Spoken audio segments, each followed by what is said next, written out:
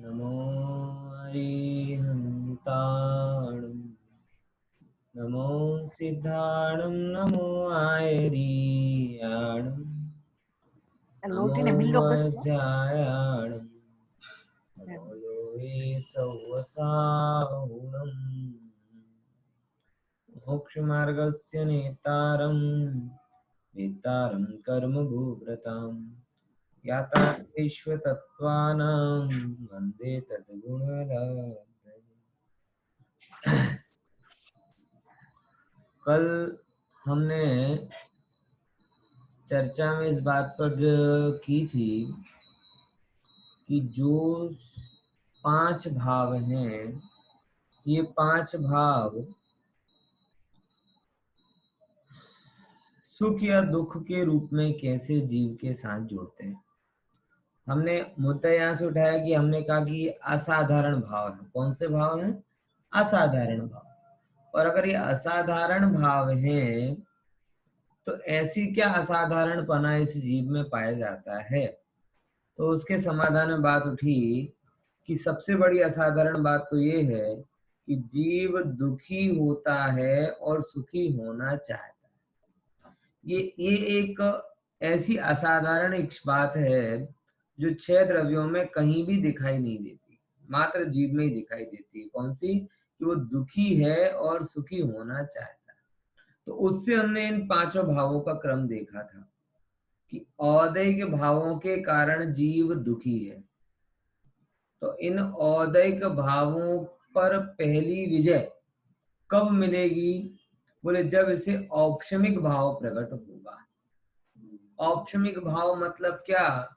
जब मोह कर्म दब जाएगा, और जैसे ही मोह कर्म दबेगा वैसे ही उसकी दृष्टि निर्मल होगी और आत्मा का जैसा स्वरूप है वैसा ऐसे दिखाई देगा। और जैसा स्वरूप है वैसा दिखाई दे तो पहली दफा ये सुख का अनुभव करेगा। बराबर। दूसरे नंबर की बात, फिर इस औपशमिक भाव को जानेगा कौन? तो बोले जो ज्ञान का क्षयोपशम है ना, ये ज्ञान का क्षयोपशम ही इन औपशमिक आदि भावों को जानता है। कोई नया नहीं करना, ये क्षयोपशम आपको ऑलरेडी व्यक्त है, तो इसके बाद में क्षयोपशमिक भाव आया। फिर तीसरे नंबर की बात आई कि ये चलेगा कब तक? बोले क्षयिक भाव जब प्रकट होगा, तो क्षयिक भाव की बात आई। और बोले ये सब चीजें कहाँ होंगी? बोले ये सब चीजें जीव के स्वभाव यानी परिणाम में होंगी। तो ऐसे करके हमने 5 भावों को असाधारणपना किस कारण से है ये समझने की कोशिश की थी।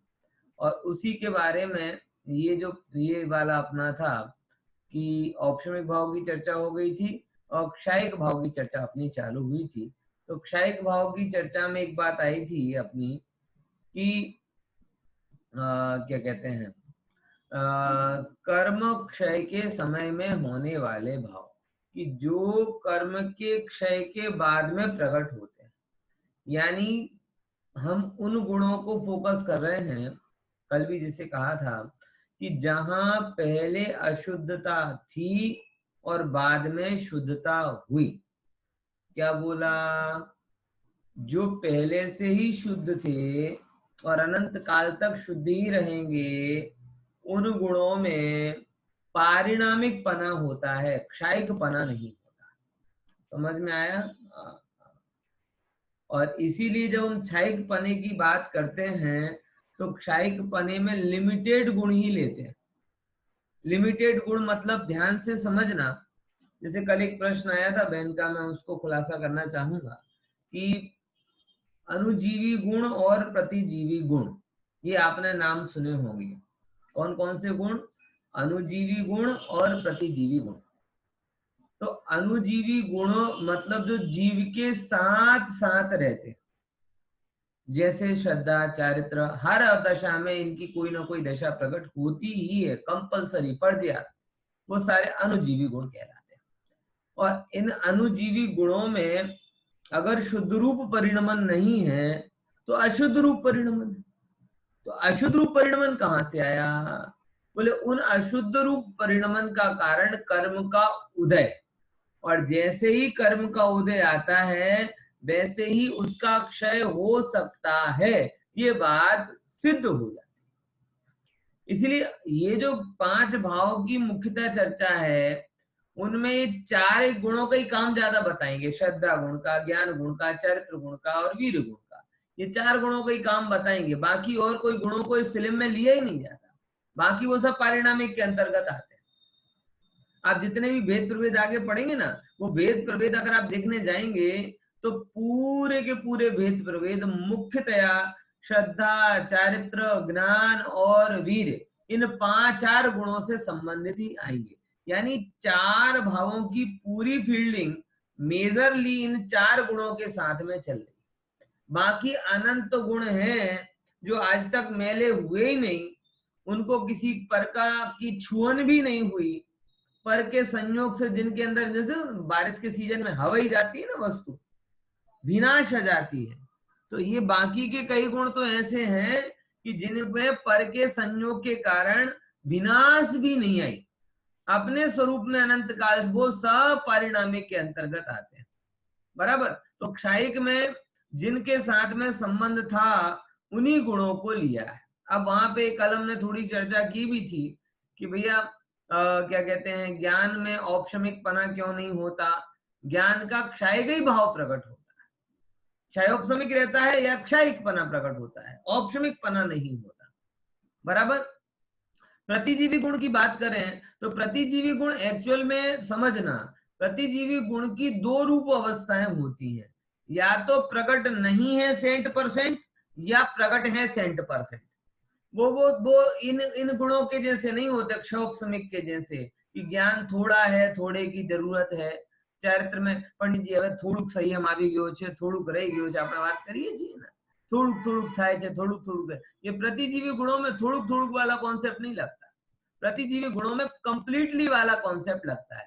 यानी प्रकट है तो पूरे हैं और नहीं है तो बिल्कुल नहीं है, इसीलिए उनको अभाव स्वरूपी गुण कहा जाता है। क्या शब्द कहा गया उनको? अभाव स्वरूपी।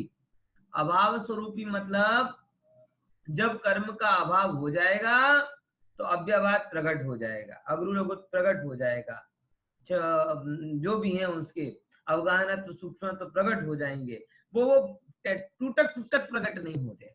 बराबर। तो उन भावों को भी यहाँ क्षायिक के रूप में नहीं लिया जा रहा, वो क्षायिक लब्धियां हैं, बात अलग है, लेकिन यहाँ तो मुख्य रूप से जो जीव के ज्ञान दर्शन आदि गुण में है, ज्ञान दर्शन चारित्र और वीर, इन गुणों में जो विकार था और वो विकार दूर हो गया। अब दूर होने के बाद में टेम्पररी दूर हुआ कि परमानेंट, तो उसके लिए दूसरी बात कही, अनंत काल पर्यंत रहने वाले, यानी प्रकट हुआ है, शादी है लेकिन अंत रहित है, अनंत है, शादी अनंत शब्द आता है। कौन सा शब्द? शादी अनंत काल तक वो रहने वाले हैं, यानी जीव के अंदर में गुण हैं और वो शादी अनंत काल तक प्रकट हो जाते हैं। ये विशेषता यहाँ पे औपसमिक और क्षायिक भाव में डिफ्रेंशिएट करती है। औपसमिक सम्यक्त भी क्षायिक सम्यक्त के जैसा निर्मल है, औपसमिक चारित्र भी क्षायिक चारित्र के जैसे निर्मल है। अंतर कितना है कि औपसमिक भाव, देख ध्यान से सुनना, सादी शांत है। कैसा है? सादी शांत। और क्षायिक भाव कैसा है? शादी अनंत। दोनों ही शुद्ध है, दोनों ही शुद्ध है। और ध्यान रखना, यहाँ पे शुद्धता मतलब शक्ति की शुद्धता नहीं है क्षायिक भाव में। क्षायिक भाव में शक्ति की शुद्धता की बात नहीं कर रहे, क्योंकि शक्ति की शुद्धता पारिणामिक भाव का विषय है। यहाँ पर्यायगत शुद्धता की बात चल रही है। बराबर। यहाँ दूध में छिपे हुए घी की बात नहीं है, यहाँ ऐसे घी की बात है जिसने अपने तमाम विकारों को छोड़कर गौरस की सर्वोच्च अवस्था को प्राप्त कर लिया है और कभी भी वो बिगड़ेगा नहीं, ऐसा वो निर्मल क्षायिक भाव है। देखो ध्यान रखना, शक्ति की बात हमेशा व्यक्तिता के लिए ही होती है। कितने बढ़िया से बढ़िया शक्ति है बोले, ऐसा नहीं करना कि हमारी गाय का बस चले तो शेर को फाड़ के रख दे, लेकिन क्या करें, बस ही नहीं चलता। ये बात नहीं। हमारे बेटे का बस चले तो आईएएस के एग्जाम में टॉप कर जाए, लेकिन बस ही नहीं चलाता, वो उस बस की बात नहीं है, यहाँ तो जो टॉप कर रहा है उसकी बात। पॉइंट समझे कि नहीं समझे?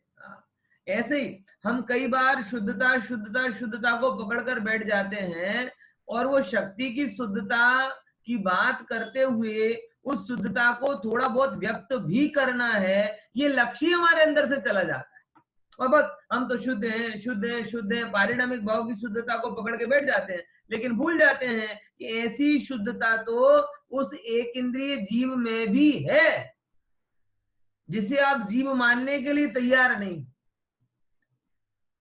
बात समझ में आई कि नहीं है यार? समझे कि नहीं? एक इंद्रिय जीव, जिसे आप जीव नहीं मान रहे। वही तो हुआ ना, अभी जैसे श्वेतांबर में पर्यूषण चालू हो गए ना, हरी सब्जी नहीं खाना, हरी सब्जी नहीं खाना, और लाल टमाटर खा लेना, पीले नींबू खा लेना है? मतलब क्या कि तुमने रंग को देखा, जीव को नहीं देखा। अगर रंग को देखा है तो जो जो हरे रंग की शिमला मिर्ची हटा दी, दूधी हटा दी, गिलकी हटा दी, परवल हटा दिए, टिंडोड़ा हटा दिए, ये जो जो हरा हरा था वो हटा दिया, तुमने हरे रंग से परहेज किया, लेकिन एक इंद्रिय जीव वहां दिखाई नहीं दिया। अगर एक इंद्रिय जीव देखते तो टमाटर में भी दिख जाते, नींबू में भी दिख जाते, एप्पल में भी दिख जाते, और सब में दिख जाते। बोले विचार कर लो कि नहीं विचार, तो वो नहीं देख रहे ना लोग, इसीलिए वो रंग पर आ गए। मुझे बड़ा ये क्या कहें बेईमान सिलेक्शन लगता है इस जीव का, कि कैसा मूर्ख है भाई। अगर तुझे अगर नहीं कर पा रहा है, शारीरिक अक्षमता है, तो एक वनस्पति सेवन का नियम ले, लेकिन ये रंग के नाम पर छल मत कर, रंग के नाम पर क्या मत कर, छल मत कर। समझे कि नहीं? ये हरे रंग का अपने रंग से क्या है, आत्मा तो अरस वाला है, अरूपी है, अरंग वाला है, वर्ण वाला है। पॉइंट समझ में आया? तो इस शक्ति की शुद्धता पर हमें रीझना है, लेकिन संतुष्ट नहीं होना है, क्योंकि इसी शक्ति की शुद्धता को लेकर भी अनंत निगोदिया जीव अनंत काल से संसार में रखड़ रहे हैं। वो कीड़े मकोड़े जो सब शक्ति की शुद्धता वाले हैं, तो भी इनके दुख में कोई कमी नहीं आई। इसीलिए अकाउंट में कितना ही पड़ा हो, लेकिन अगर हाथ में नहीं आएगा तो किसी काम का नहीं। बात समझ में आएगी? ख्याल में आएगी नहीं? मुझे अपनी एक पामरता की बात याद आती है, शक्ति वाली बात पड़ी ना, उससे मुझे याद आता है। दिल्ली में जब मैं फर्स्ट टाइम आईएएस के मेंस एग्जाम देने के लिए गया था, और पढ़ाई में इतना तल्लीन हो गया था उस समय, महीने भर 1.5 महीने करीबन रुका था, कि मैं बैंक के एटीएम के पास में गया। अब एटीएम में गया, उस समय वो मोबाइल नहीं था मेरे पास में, और गया एटीएम में गया, और एटीएम में जाने के बाद में 15 मिनट तक वहां खड़ा रहा कि भाई मुझे 1000-2000 रुपए खर्चा पानी के लिए निकाल के दे दो। अगर पिन याद नहीं आया, लेकिन दिमाग में इतना जोर दिया कि पिन क्या था, पिन क्या था, पिन नंबर क्या था, पिन नंबर क्या था। अब उस समय मुझे ख्याल में आया कि शक्ति में भले ही पड़ा हो अकाउंट में भले ही हजारों पड़े हों, बराबर, लेकिन अगर वो एटीएम का पिन आपको याद नहीं है तो एक ढेला हाथ में नहीं आएगा। खड़ा रहा थोड़ी 5 मिनट, अब याद आएगा, अब याद आएगा, अब याद आएगा, कुछ नहीं आया। फिर आ गया, फिर डायरी देखी, कहीं डायरी में लिखा हुआ, तो फिर गया। समझे कि नहीं समझे? शक्ति की पड़ी हुई चीज जब तक व्यक्तता में नहीं होगी, तब तक आपकी दरिद्रता दूर नहीं होगी। समझ में आया? सेम बात यहां पर कह रहा हूं कि पारिणामिक भाव की जो शक्ति है, वो पारिणामिक भाव की शक्ति जब तक औपसमिक भाव, क्षयिक भाव के रूप में व्यक्त नहीं होगी, तब तक आपका जो मेन प्रयोजन है दुख दूर करने का, वो दुख दूर करने वाला प्रयोजन वहां सिद्ध होने वाला नहीं है। ये बात यहाँ समझ लीजिएगा, ठीक है ना? तो जीव के शुद्ध भाव, तो यहाँ शुद्ध भाव में कौन सा शुद्ध भाव लेना? शक्ति वाला शुद्ध भाव की पर्याय वाला? बोले पर्याय वाला शुद्ध भाव। और उस भाव को कौन सा भाव कहते हैं? क्षयिक भाव कहते हैं। अब देखो तीसरे नंबर की बात आती है, जिसकी परिभाषा है क्षयोपशमिक भाव। देखो क्षयोपशमिक भाव किसे कहते हैं? कर्म के क्षयोपशम के निमित्त से होने वाले जीव के भावों को क्षयोपशमिक भाव कहते हैं। क्या बोला? फिर से, कर्म के क्षयोपशम के निमित्त से होने वाले। अब शब्द कौन से बात आई? क्षयोपशम। देखो क्षयोपशम क्या है उसको थोड़ा समझते हैं। क्षयोपशम को सूत्र में मिश्र शब्द कहा है, बराबर। मिश्र, मिश्र मतलब कैसा? मिलावटी, बराबर, मिलावटी, मिला हुआ। अच्छा, जैसे मैं आपसे पूछूं कि आप तत्वार सूत्र पढ़ा है ना आपने, तो तत्वार सूत्र आता है? बोले हाँ आता है साहब, पंडित जी आपने बहुत अच्छा सा पढ़ा है, बहुत अच्छा पढ़ा है। अच्छा, तो ये इस सूत्र का अर्थ होता है? बोले साहब वो नहीं है। तो नहीं आता है कि आता है? बोले आता भी है और नहीं भी आता। बार बार लोग ये विचार कर रहे हैं कि ये जो पंडित जी आपने इतना अच्छे से पढ़ा दिया 8-10 साल में, अब फिर से ये क्यों पढ़ा रहे हो? मैंने कहा कि भैया मैं बढ़िया आदमी हूं, 10 साल इन्वेस्ट किया है। कितना? 10 साल, 9 साल इन्वेस्ट किया है। अब महीने 2 महीने इन्वेस्टमेंट करके पुराना वसूल होता हो तो वो मुझे महंगा सौदा नहीं लगता। समझ में आया? वही बात है कि पहले बहुत समय दिया है, अब अगर थोड़ा समय देकर वो पुराना सेट हो जाता हो तो महंगा सौदा नहीं है। जिनको भूलना ही है उनके लिए भले ये लगेगा कि क्या वही बात आ गई, लेकिन जिनको याद कराना उनको ये पता रहता है कि रिवीजन का क्या महत्व है। समझे कि नहीं समझे? मैं भी अध्ययन की पद्धति से जुड़ा हूं, इसीलिए रिवीजन को बहुत मानता हूं, बराबर। तो ये सब रिवीजन वाला आपके लिए चल रहा है। तो क्षयोपशम मतलब क्या होता है? प्रकट होना और अप्रकट होना, दोनों ही चीजें। खासकर ज्ञान की बात हमेशा आपको क्षयोपशमिक भाव के रूप में पता, आपने सुना भी होगा क्षयोपशमिक ज्ञान है, क्षयोपशमिक ज्ञान है। ये क्षयोपशमिक नाम कौन सी बला है? बोले जिस ज्ञान में सर्वज्ञता ना हो और जड़ता भी ना हो। दो बातें, कौन सी बातें बोली? क्षयोपशमिक ज्ञान क्या लक्षण है? जो ज्ञान सर्वज्ञता को भी प्राप्त नहीं हुआ है और जड़ भी नहीं है, जड़ मतलब ज्ञान रहित भी है, तो ऐसे जीव का ज्ञान कैसा होगा? बोले ऐसे जीव का ज्ञान किंचित प्रकट रूप और किंचित अप्रकट रूप होगा। बस यही क्षयोपशम का लक्षण है कि जहां कुछ प्रकट है और कुछ अप्रकट है वो सब क्षयोपशम है। बराबर ख्याल में? आपकी शक्ति का क्या हुआ है? क्षयोपशम हुआ है। आपकी बुद्धि का क्या हुआ है? क्षयोपशम हुआ है। आपके भोग उपभोग की सामग्रियों का क्या हुआ है? क्षयोपशम हुआ है। मैं देखो बहुत हमेशा इस बात को कहता हूं, ये क्षयोपशम भाव मुझे एक बहुत अच्छी बात ख्याल में आती है कि दुनिया में कौन ऐसा है जिसके पास में भोग उपभोग की समस्त सामग्रियां हैं? बोले साहब ऐसा तो कोई माई का लाल नहीं है। चाहे अंबानी हो, चाहे अडानी हो, चाहे गेट्स हो, चाहे बफेट हो, कोई भी हो, इस किसी के पास भोग उपभोग की पूर्ण सामग्री नहीं है। अच्छा, दूसरी बात, ऐसा कौन है जिसके पास कुछ भी ना हो? तो बोले ऐसा भी कोई नहीं है। भिखारी भी होगा तो एक कटोरा होगा, टूटी फूटी चादर होगी, खाने को रूखी सूखी रोटी होगी। यानी इतना तय होता है कि दुनिया में पूर्ण भोगी कोई नहीं है और पूर्णतया भोगों से रहित कोई नहीं। यानी सब कैसे हैं? कुछ है कुछ नहीं है, तो सब एक कैटेगरी में आ गए ना। अब क्यों तुम भोगों पर लालायित होते हो? क्यों इतना सोचते हो कि मेरे पास ये क्यों नहीं है, ये क्यों नहीं? जिसके पास है वो भी क्षयोपशमिक भाव वाला है। तुम्हारे पास है तुमसे अधिक भोग सामग्री वाला भी क्षयोपशमिक भाव वाला है, तुमसे कम भोग सामग्री वाला भी क्षयोपशमिक भाव वाला है, और जिसके पास, जिसे तुम कुछ भी नहीं मानते हो, उसके पास भी कुछ ना कुछ तो है। यानी जगत में सर्वत्र भोग उपभोग आदि में भी कौन सा भाव विद्यमान रहता है? क्षोभसमिक भाव विद्यमान रहता है। यानी हमें सिद्ध ये करना है कि क्या कहते हैं, कितना भी कुछ कर ले जाओ लेकिन सब कुछ किसी को मिलने वाला नहीं है। इसीलिए आज संतुष्ट होना है तो आज हो जाओ। अनंत पदार्थों को पाने के मोह में मनुष्य पर्याय को बिगाड़ोगे, संतुष्टि तो तब भी मिलने वाली नहीं।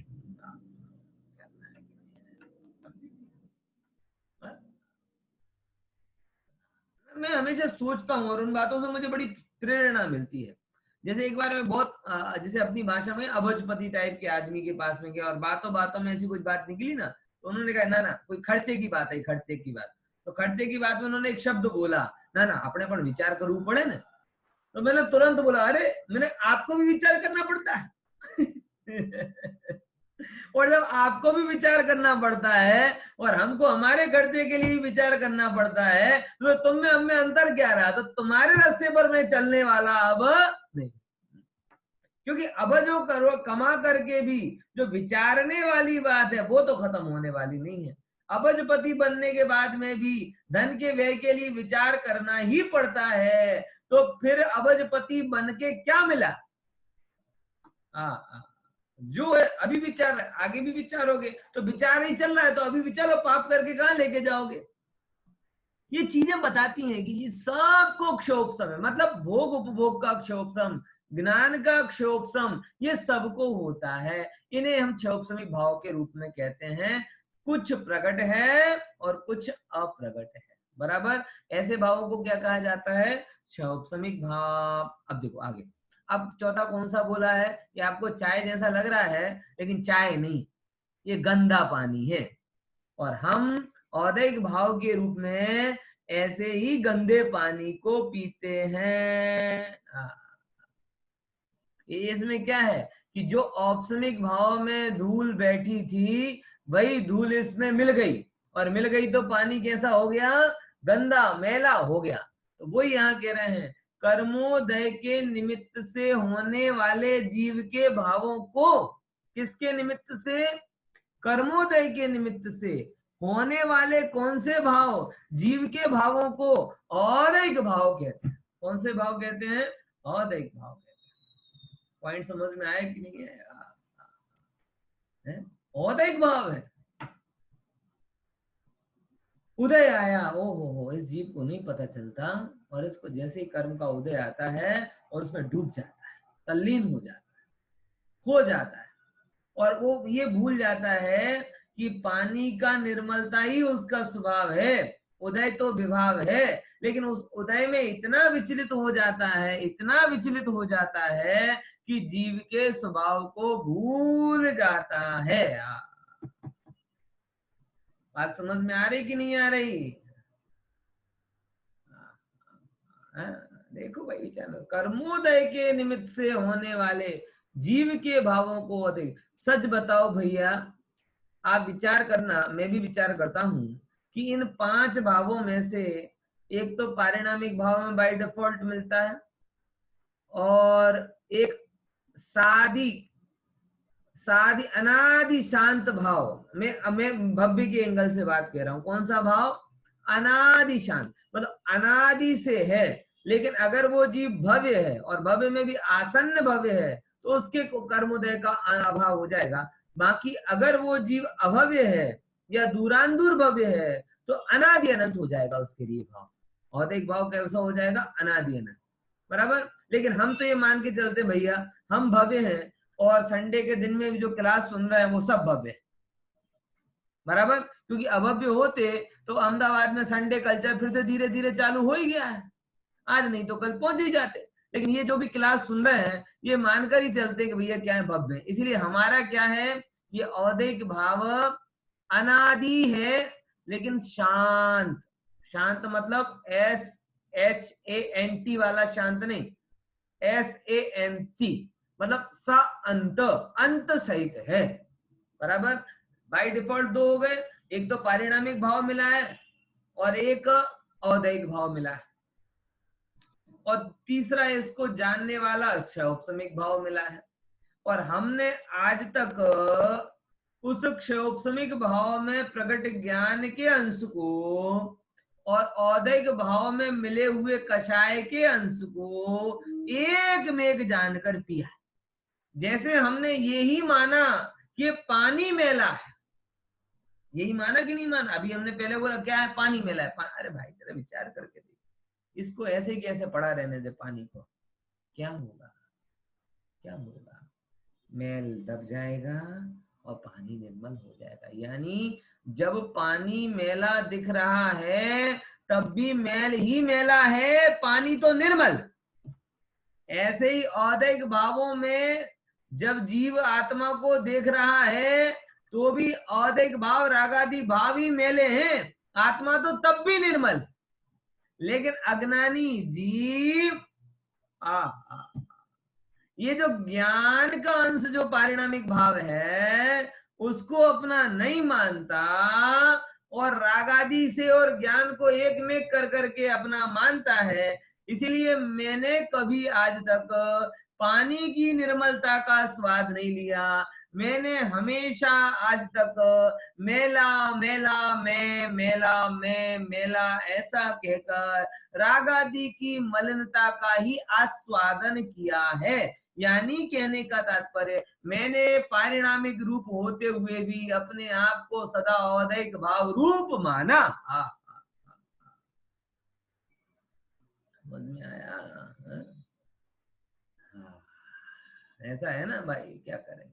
कोई पुरुष हो ना, अच्छा पुरुष, और नाटकों में महिला का पात्र करने लगे, और महिला का पात्र करते करते अपने आप को महिला मानने लगे, और महिला मानने के बाद जब उसकी शादी की बात किसी क्या कहते हैं लड़की से चले, तो वो ये कहे, अरे मैं तो खुद लड़की हूं, तो लड़की लड़की से शादी कैसे करेगी, मेरे लिए कोई वर खोजो। तो वर खोजने जाए तो लगन कैसे हो, वर वधू खोजने जाए तो लगन हो। लेकिन ये वर ऐसा नालायक नकारा हो गया कि नाटक करते करते अपने आप को औदैहिक भाव रूप मान रहा है, और औदैहिक भाव रूप मानने पर जब आचार्य से कहते हैं कि तू शुद्ध है, तो फिर से औदैहिक भाव के पल्लू बैठ गया, भाई मैं शुद्ध कहूं, मैं तो अशुद्ध हूं, मेरे अंदर तो राग है, द्वेष है, क्रोध है, मान है। मतलब वर होते हुए भी ये वधु नहीं खोज रहा, कह रहा मैं तो वधु हूं, मेरे लिए वर खोजो। समझ में आया? तू वर है, औदैहिक भाव का तू आस्वादन कर रहा है, लेकिन औदैहिक भाव तेरा स्वरूप नहीं है। ये बात गजब है। समय सार आ गया पूरे, समझ लो। कौन कहता है तत्पर सूत्र चल रहा है, समय सार ही चल रहा है। यही सब बातें तो जीवा जीव अधिकार में बताई गई है। समझ, यही बातें जीवा जीव अधिकार में है। क्या समय सार में यही समय सार है, राग रहित भगवान आत्मा का अनुभव करना, तो समय सार है। बराबर समझ में आया कि नहीं? लोग हैं जो नहीं मर्म समझ पाते, ग्रंथों से भेद करते हैं। भैया सच बता रहा हूँ, मेरा तो इतने साल का अनुभव है, मुझे कोई चीज इतनी अलग लगती नहीं। मुझे ऐसा लगता ही नहीं है कि तत्पर सूत्र गया तो समय सार छूट गया, और समय सार आया तो तत्पर सूत्र छूट गया। मुझे तो सब एक में एक लगते। विचार लेना, समझे कि नहीं समझे? तो इस जीव की भूल ख्याल में आई ना कि पानी मेला जानना, ऐसे ही आत्मा को औदैहिक भाव वाला मानना। जैसे पानी और मेल भिन्न है, वैसे आत्मा औदैहिक भावों से और पारिणामिक भाव वाला आत्मा औदैहिक भावों से भिन्न है। ये बात यहाँ पे आगे, तो आगे पारिणामिक की भी चर्चा हो गई। देखो थोड़ी सी, देखो पारिणामिक की क्या चर्चा है। पहले नंबर समझना कि पारिणामिक भाव का मतलब क्या है। पारिणामिक भाव का मतलब है पूर्णतः कर्म निरपेक्ष। पूर्णतः कर्म निरपेक्ष का मतलब समझे। पूर्णतः कर्म निरपेक्ष का मतलब है कि जहां ना तो उदयनीय अपेक्षा होती है, ना क्षयोपशम की अपेक्षा होती है, ना उपशम की अपेक्षा होती है, और ना ही क्षय की अपेक्षा होती है। देखो ध्यान रखना, क्या शब्द बोल रहा हूं, क्षय की। क्षय होने पर आत्मा का पूर्ण स्वभाव वैसे का वैसा व्यक्त होता है, लेकिन वैसा स्वभाव आत्मा का नहीं, क्योंकि उसमें भी अभाव की अपेक्षा है। बोलो विचार करो, भगवान आत्मा निर्भय है कि अभय है, बताओ। भगवान आत्मा निर्भय है कि अभय है? जब जब हम ये कहते हैं कि निर्भय है, निर्भय, तो निर्भय का मतलब क्या होता है कि पहले भय था, अब भय निकल गया। क्या हो गया? निकल गया। ऐसे कहते हैं ना लोग, जब पहले तो हम बहुत क्या कहते हैं डरते थे, छिपकली से डरते थे, अंधेरे से डरते थे, ऐसा करते थे, वैसा करते थे। अब कोई डर नहीं, अब कोई डर नहीं। पहले पंडित जी कोरोना से बहुत डर लिया, अब कोई डर नहीं, अब तो बिंदास घूम रहे, मास्क भी लगाना, ऐसे ऐसे हो गए ना महारथी लोग आजकल। क्या कहते हैं, पहले बहुत डर, पंडित बहुत एक महीने तक घर में घुसे रहे, सब्जी तक नहीं गए। पहले बहुत डरते थे, अब क्या हो गए, निर्भय हो गए। तो ये क्या भय था और अभी निर्भय हो, और एक है अभय। यानी निर्भय तो वो भी है, लेकिन अंतर कितना है कि एक को पहले भय था और अब निर्भय हुआ, और दूसरे को पहले से ही भय नहीं था। बराबर ख्याल में। अब इतने गाड़ी गाय बकरी घोड़े बंदर बिल्ली ये सब घूम ही रहे ना, इनको कौन सा कोरोना का भय लग रहा है? वो कब मास्क लगा के घूम रहे हैं, वो का हाथ सैनिटाइज कर रहे हैं, अभय है वो साहब। हम जान रहे थे तो पहले भय में थे, अब जान जान के ये सोचने लगे कि कहां तक बचेंगे। शिवराज सिंह चौहान को हो गया, अमिताभ बच्चन को हो गया, अमित शाह को हो गया, ब्रिटेन के प्रधानमंत्री को हो गया, तो हम कौन से खेत की मूली होना होगा तो हमें भी हो जाएगा। थोड़ी लई पढ़ सेवा देवास। अब ये सूत्र आपके निर्भयता को बता रहे हैं, लेकिन इसमें भी एक बात तो है ना, कौन सी, कि पहले डरे थे, लेकिन ये जो अभयपना है ना, वो अभय सबसे सुंदर शब्द है। अभय शब्द क्या कहता है कि जिसे पहले भी कोई भय नहीं था, वो आत्मा पहले से ही भय रहित था। ऐसे जीव के अंदर भी दो भाव पड़े हुए होते हैं, एक तो वो जिनको कर्म की छाव थी अभी निकल गई, कर्म का इफेक्ट था अभी निकल गया, रिकवर हो गए, कोरोना से रिकवर हो गए, और कुछ ऐसे थे जो कोरोना से बीमार ही नहीं पड़े। वो जो बीमार ही नहीं पड़े और जो बीमार पड़कर ठीक हुए, आज दोनों बराबर हैं, लेकिन एक क्षयिक भाव वाला है और एक पारिणामिक भाव वाला। पॉइंट समझ में आया? समझे कि नहीं समझे? तो पारिणामिक भाव ख्याल में, पूर्णतः कर्म निरपेक्ष, अर्थात जिससे कर्म के उपशम की, क्षय की, क्षयोपशम की, उदय की कोई भी अपेक्षा नहीं है। मतलब इनके बिना जैसा स्वरूप है वैसे का वैसा ही स्वरूप वो अनादिकाल से धारण करके बैठे हैं, ये सब पारिणामिक भाव वाले हैं। निरपेक्ष, बराबर। जीव के परिणामों को पारिणामिक भाव कहते हैं। ऐसे परिणामों को देखो, यहाँ परिणाम का मतलब पर्याय नहीं लेना, यहाँ परिणाम का मतलब स्वभाव लेना, क्योंकि पर्याय नहीं है, पर्याय तो जो भी होगी ना वो पर आ जाएगी, उसकी बात नहीं है। परिणाम का मतलब कौन सा है? स्वभाव।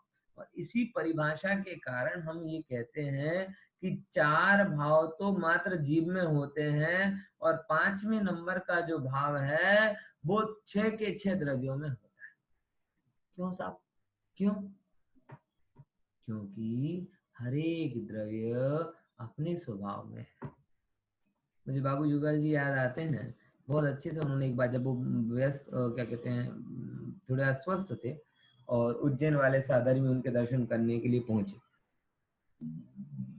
तब उनसे पूछा कि बाबूजी स्वास्थ्य कैसा है? तो क्या उत्तर दिया उन्होंने, बड़ा गजब, इतिहास में दर्ज हो जाए ऐसा उत्तर दिया। ओहो भाई, कि स्वस्थ कैसा है तुम पूछते हो, हम तो ये देखते हैं कि 6 के 6 द्रव्य स्वस्थ ही। कैसे हैं? स्वस्थ ही। स्वस्थ ही है मतलब कि हर एक द्रव्य स्व अपने अपने स्वरूप में स्थित है, इसलिए स्वस्थ है। बताओ, अब आप जो हाथ धो रहे हो, ये स्वास्थ्य का लक्षण है कि अस्वस्थता का लक्षण? मास्क लगा रहे हम, ये स्वास्थ्य का लक्षण है कि अस्वस्थता का लक्षण है? बोलो, विचार करके देखो। अरे भाई, ये बता रहे हैं कि अपने में टिक नहीं पाते हैं, पर में जाते हैं, और पर में जाते हैं इसीलिए अस्वस्थ होते हैं। पारिणामिक भाव से देखो तो हर द्रव्य कैसा है? अपने में स्वस्थ है। इसीलिए 6 के 6 द्रव्यों में पारिणामिक भाव पाया जाता है। यानी 4 भाव स्पेशली किसके अंतर्गत होते हैं?